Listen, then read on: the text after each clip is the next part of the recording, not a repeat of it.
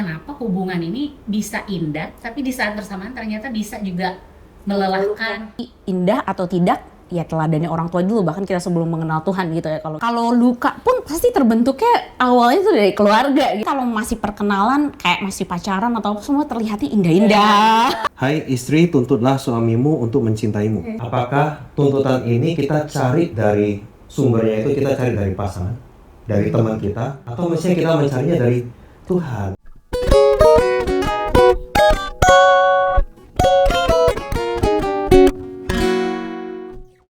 Hai Bonters. Ya, jumpa lagi dengan kami Bon Podcast. Jadi di dalam sesi ini kita akan ngobrol-ngobrol dengan narasumber kami. Langsung aja kami perkenalkan, ada Koroy, teaching pastor di JVCC.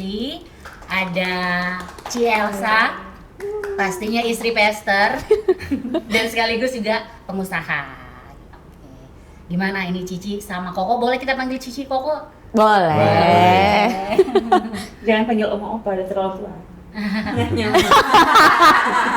Lucu lah ya. Oke, lanjut langsung. Gimana Cici sama Koko kesibukannya apa nih? Siapa duluan? Oke, saya duluan.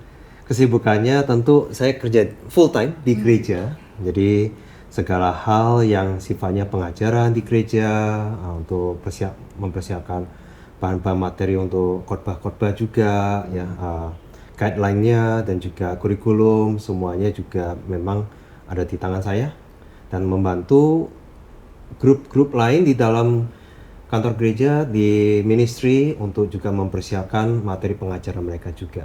Itu kurang lebih yang ada di tanggung jawab saya. Thank you kok, sibuk ya. Ini pasti nggak kalah sibuk nih. Kalau pastornya sibuk, apa istrinya? Waduh, sesama istri pastor. Salam. Ya memang paling mengerti. Oke, gimana sih? Iya. Kesibukannya ya tentu saja pasti terlibat di pelayanan yang dipegang Roy. Dan selain itu pastinya mainnya sebenarnya fokus di bisnis juga, bisnis yang kita bangun bersama sebelum ada panggilan pastor itu ya. Dan juga kesibukan lain lah, mengurus rumah tangga ya, pasti ya. Kayaknya udah nggak bisa lepas dari itu ya. Oke, itu Kesibukan lain. Ini yang kita undang hari ini menjadi narasumber, ini couple suami istri. Jadi seru banget yang akan kita diskusikan ya, akan membahas seputar hubungan. Tentunya seputar hubungan ini tidak terlepas dalam hubungan pernikahan, tetapi juga di sisi lain kita mau tanya-tanya mengulik hubungan pertemanan, pekerjaan, pelayanan seperti apa. Dan Roy sama Cielsa pasti sudah lebih banyak pengalamannya ya, keterlibatannya dalam hal-hal tersebut. Nah, yang mau kami mulai di awal ini, ketika di dalam hubungan, berbicara dalam hubungan kan ini sebenarnya menjadi sesuatu yang dimana orang sangat inginkan gitu, terlibat dalam suatu hubungan. Tetapi memang kita juga nggak bisa lepas bahwa di dalam hubungan pasti ada hal-hal yang kurang menyenangkan, atau bahkan mungkin ada luka-luka tersendiri ya di masing-masing hubungan, entah hubungan suami istri, pekerjaan, pelayanan, dan lain-lain lah gitu. Nah, jadi yang di dalam poin ini yang kami mau diskusikan, kenapa hubungan ini bisa indah, tapi di saat bersamaan ternyata bisa juga melelahkan, memberikan luka. Iya. Itu yang kita mau discuss sepanjang satu sesi ini dengan Koroy maupun dengan Cielsa. Nah, dari poin pertama ini, kalau kita mau lihat di zaman modern, di hari-hari ini ternyata banyak banget hubungan-hubungan yang ternyata bukan hanya dibentuk dari hal-hal keluarga, komunitas, atau nilai-nilai budaya, tapi tanpa disadari sudah dibentuk oleh sosial media. Udah dibentuk, ada standar-standar hubungan, sosmed A, sosmed B, C, dan seterusnya udah ada tuh tips hubungan yang sehat seperti apa gitu. Dan bahkan akhirnya banyak orang yang merasa hubungan mereka itu harus selalu harmonis, jangan sampai berantem, jangan sampai ada konflik dalam pertemanan, pekerjaan, dan lain-lain gitu. Nah, bagi Koroy atau Cielsa, bebas deh yang mau duluan menjawab, gimana nih hubungan yang seharusnya menjadi tempat paling aman justru ternyata sering menjadi sumber tekanan, atau misalnya contoh di dalam pernikahan suami istri ini sebenarnya menjadi tempat paling aman, tapi ternyata bisa juga memberikan luka atau apapun itu. Contoh-contoh gimana Koroy maupun si Elsa? Silakan. Saya duluan, oke. Iya, jadi kalau buat saya, kalau ditelusuri ya, hubungan itu kan rancangannya Tuhan juga ya sebenarnya. Cuma memang kita tidak bisa pungkiri sejak manusia jatuh dalam dosa, kita pun masih hidup dalam daging, dalam dosa. Pasti ada hal-hal yang membuat hubungan itu jadi tidak seindah rancangan awal gitu kan. Nah itu untuk saya bisa memahami ini akarnya apa sih, itu cukup panjang ya, karena itu kan proses pengudusan kita juga.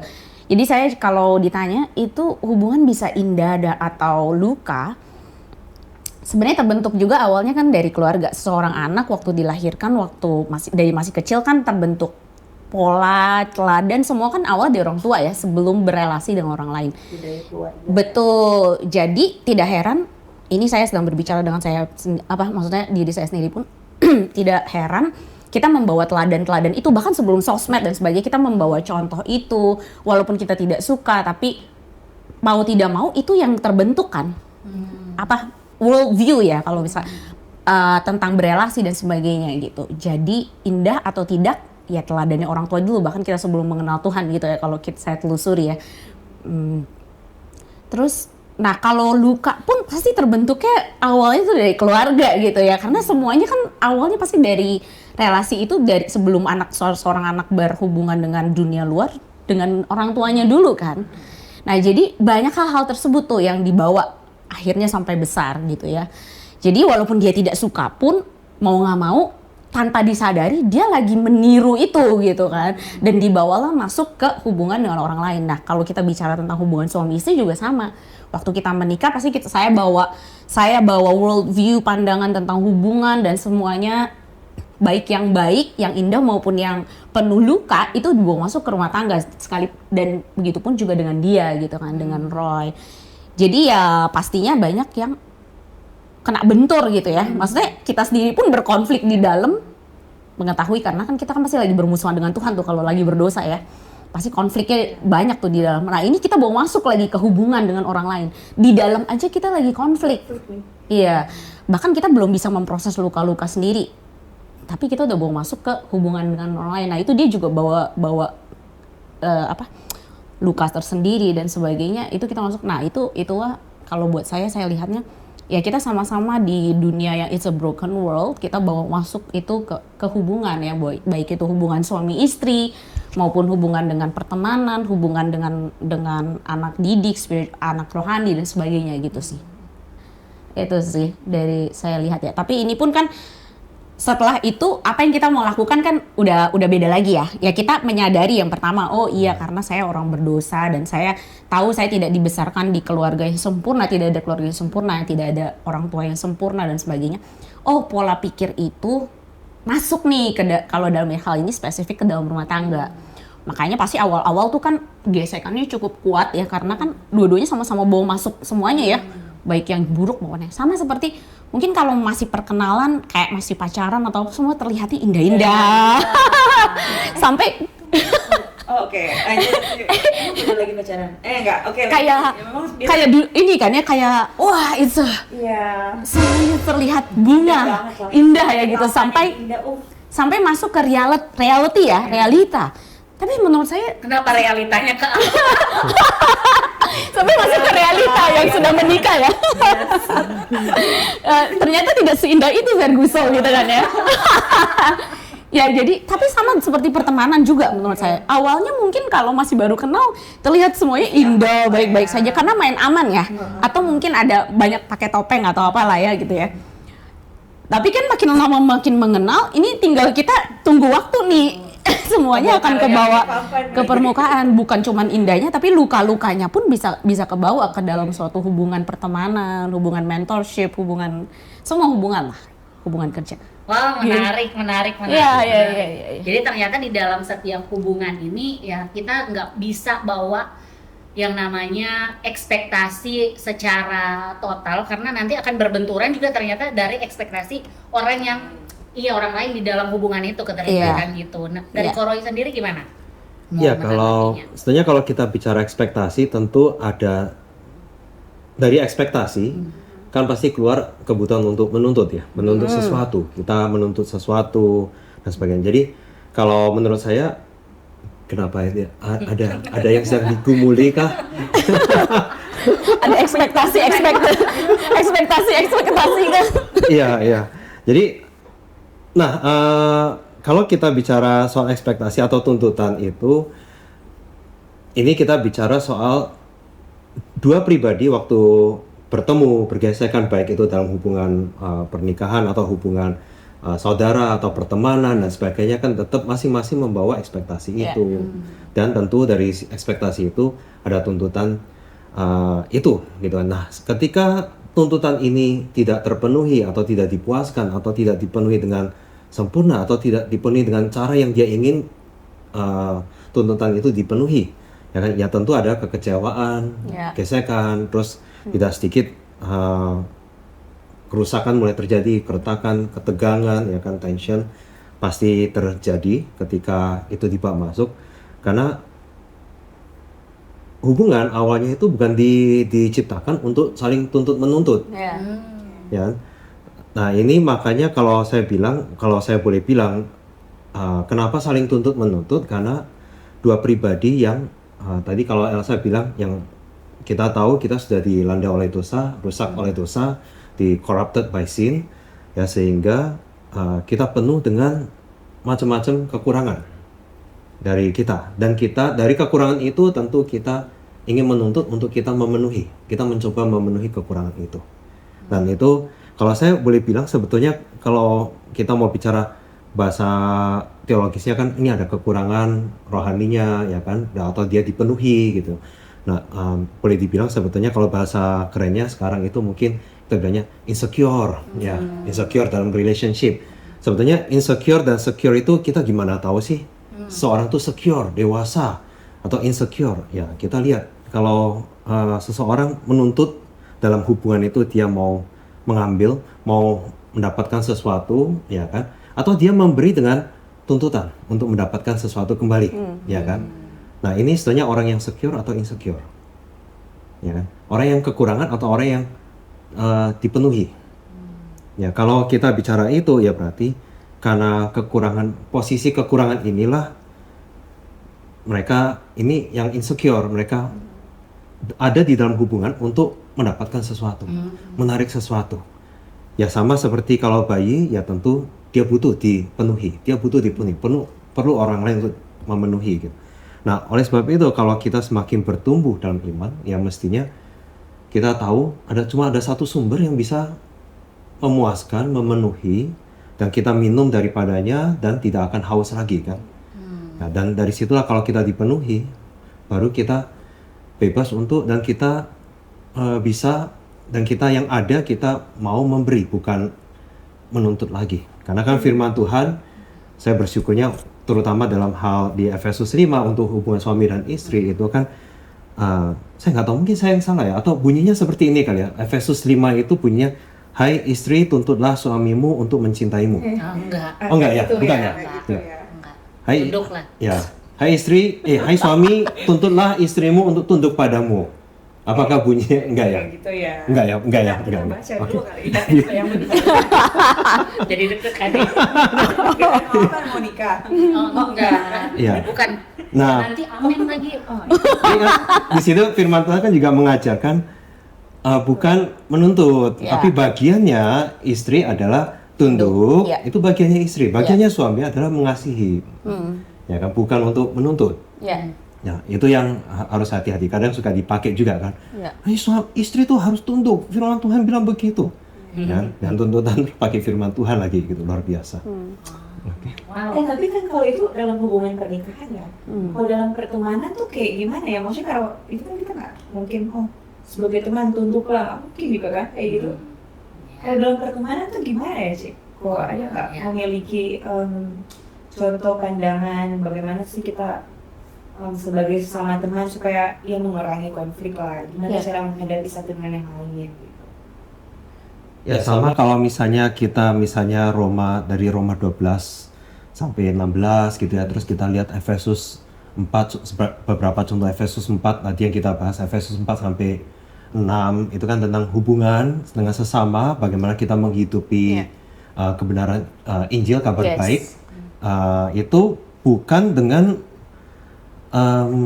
hai perlakukan satu sama lain misalnya dengan kasih kan, bukan hai tuntutlah kasih dari satu sama lain. Kan nggak bunyinya nggak seperti itu juga.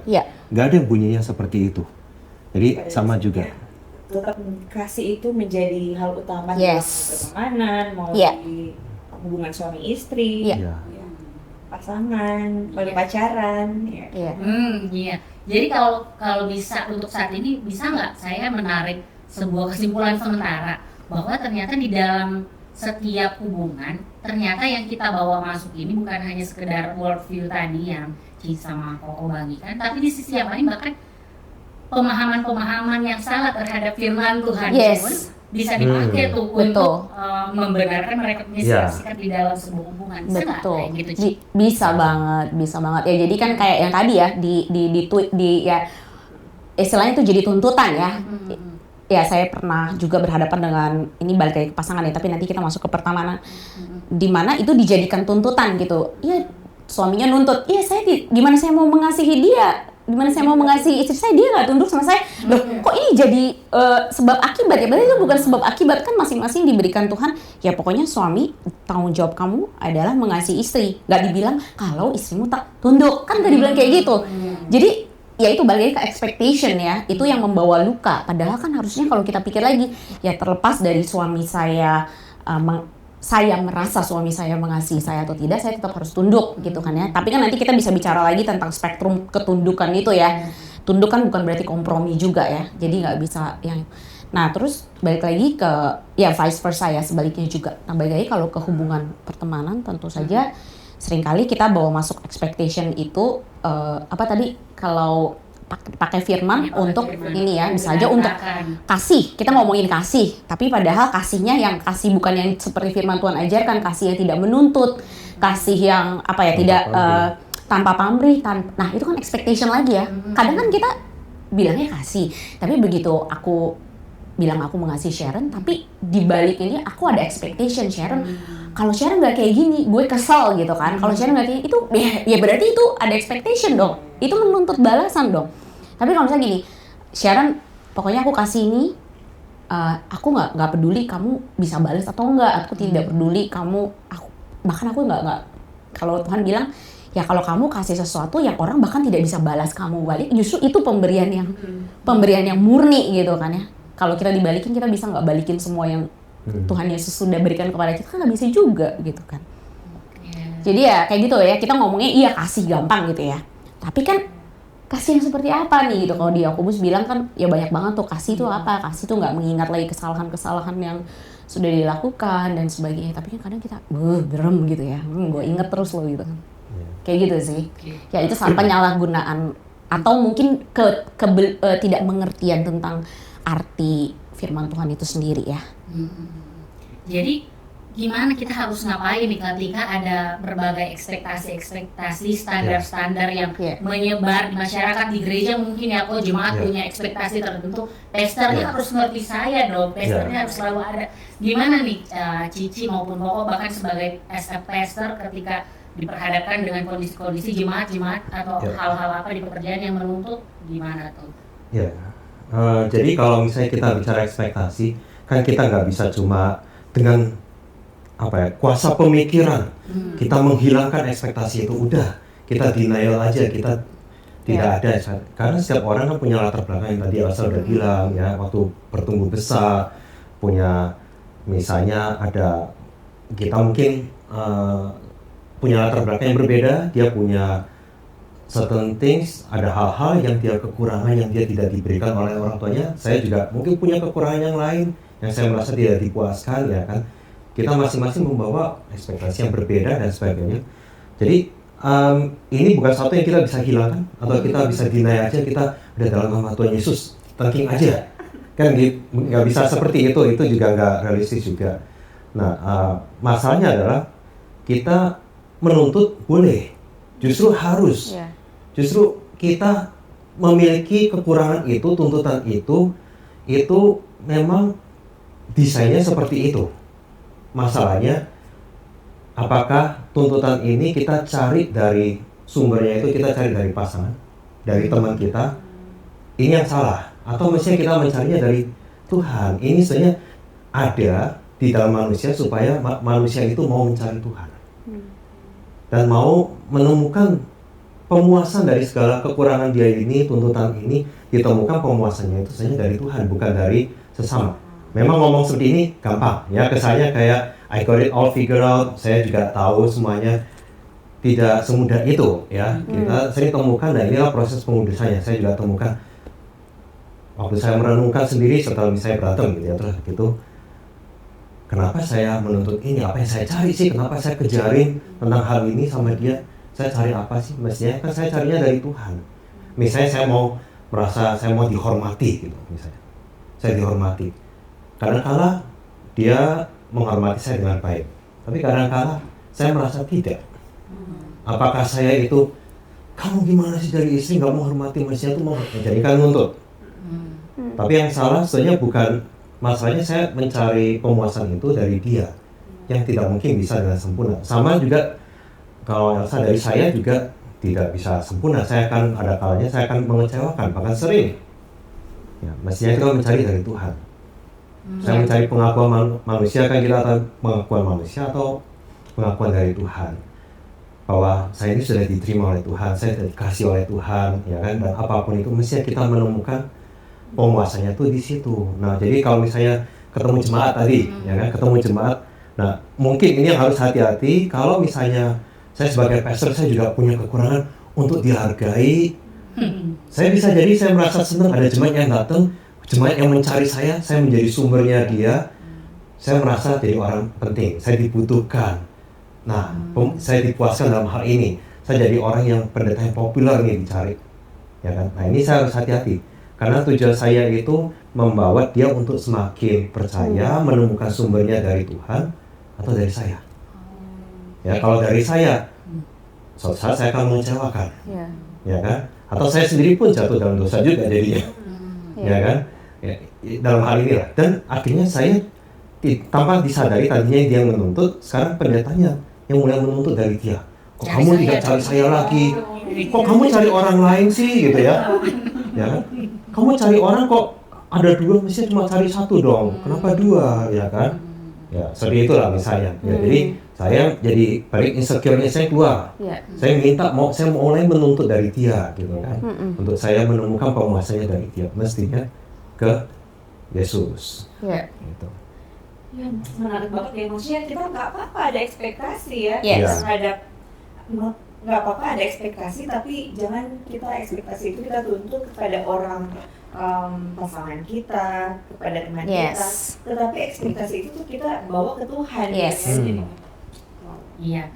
Dan di sisi yang lain, aku dapat poin-poin yang dari kita diskusikan ini, bahwa dalam hal ini sebenarnya di dalam setiap saman, sebenarnya bukan hanya saman ini aja, bahkan di dalam setiap saman yang menjadi sumber permasalahan di dalam sebuah hubungan adalah ketika dia tidak menyadari dia butuh Tuhan. Iya, dia tidak menyadari. Nah, ini menarik. Iya. Lebih kayaknya lebih mantap kalau teman sekitar ada yang ini yang lebih penting, yang lebih memberikan masukan daripada Tuhan gitu ya. Kan? Yes. Nah, ini akar masalahnya ya sebenarnya ya. Maksudnya ya, dosa itu kan the root is kita menempatkan Tuhan di posisi yang mana? Apakah yang terutama? Apakah sumber dari sumber segalanya? Atau udah tergantikan nih dengan mentor, dengan teman, dengan spiritual leaders, dengan siapapun lah, atau dengan apapun gitu kan? Maksudnya menempatkan Tuhan di posisi yang mana nih? Gitu kan? Jadi kan kalau expectation-nya kita taruh di sumber yang salah, berarti kan kita sudah mengidolakan hal-hal lain atau orang lain selain Tuhan kan? Kita tempatkan di posisi yang lebih penting di hati kita. Nah, itu sebenarnya siapa yang di hati kita sekarang? Yes, itu hanya kita dan Tuhan yang bisa ini kan ya berproses dengan Tuhan ya gitu. Cross check every time berarti. Yes. Masalahnya hati ya, bolak-balik ya ujungnya masalah hati. Jadi kalau kita kembali lagi building on apa yang Elsa sudah sampaikan, Efesus 5 sebelum dia memberikan dinamika hubungan suami istri, kita tahu ya, Lalu di pasal 6-nya, waktu masuk pasal 6 itu hubungan orang tua dengan anak, habis itu hubungan tuan hamba dengan majikannya, dengan tuannya gitu. Dan semua hubungan ini itu sebenarnya dimulai dengan di Efesus 5:20-21 itu untuk dalam segala hubungan kita saling tunduk satu sama lain. Gitu. Semuanya itu dimulai dengan takut akan Kristus. Jadi itu yang harus mendasari setiap dinamika hubungan takut akan Kristus itu. Nah, posisinya waktu kita dalam hubungan, dalam persekutuan, posisi Kristus itu di mana dalam hubungan ini? Dia cuma di samping aja, kita ribut dulu, saling dapatkan satu sama lain, nggak ketemu baru cari Tuhan, atau Tuhan yang menjadi kepala dari tubuhnya gitu. Kalau kita misalnya, kita kan teman semua di sini ya, anggota tubuh Kristus sama-sama. Nah, yang jadi kepala siapa? Apakah mentornya, pemimpinnya, atau salah satu dari kalian, atau mungkin di sini kami yang lebih seniornya gitu ya untuk acara ini gitu ya, apakah dia yang kepalanya? Nah, ini yang kita harus sadarkan juga ya, mestinya kepala yang baik menuntun, memimpin yang lain untuk ke kepala yang sebenarnya. Yes. Semua hubungan ya, maksudnya tidak bisa dipisahkan, hubungan suami istri dan sebagainya, itu porosnya harus berpusat pada Kristus gitu. Menarik. Gimana Kak? Ya, Oke. ya, jadi di bagian sesi ini thank you banget Roy sama Cielsa sudah membagikan. Kita akan masuk di dalam pertanyaan-pertanyaan seputar apa kata firman Tuhan gitu. Secara lebih detail tadi sudah dibahas. Oh, saya udah bahas firman Tuhan, salah segmen berarti ya. Tuhan itu nggak terbatas. Iya. Iya, nggak bisa dipisahkan ya, tetap ya. Cipes dan kamu mungkin harus Oke. Kita akan lanjut ke sesi